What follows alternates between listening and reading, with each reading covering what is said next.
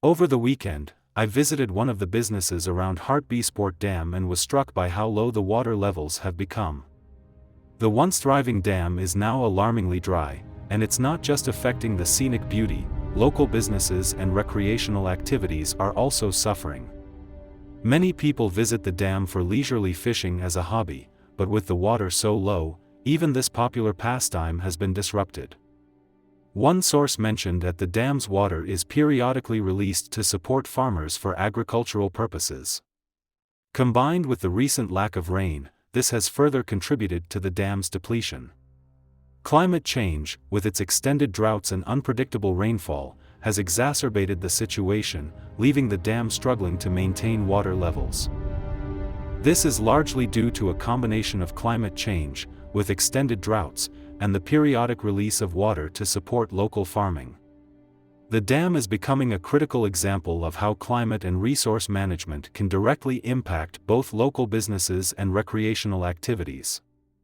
A similar situation occurred in the United States with California's Lake Mead, one of the largest reservoirs in the country.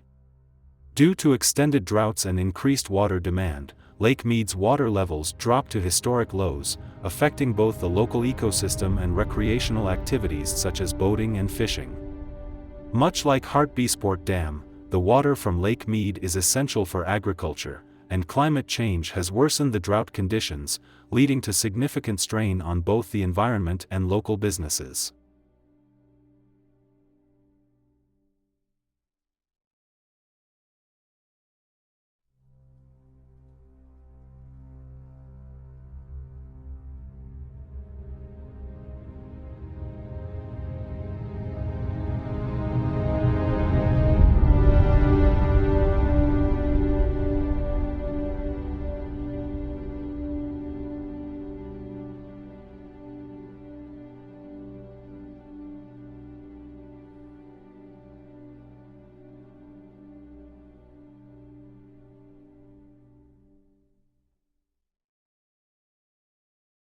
With the water receding, tourism has taken a hit, and local businesses that rely on recreational activities like fishing and boating are feeling the pinch.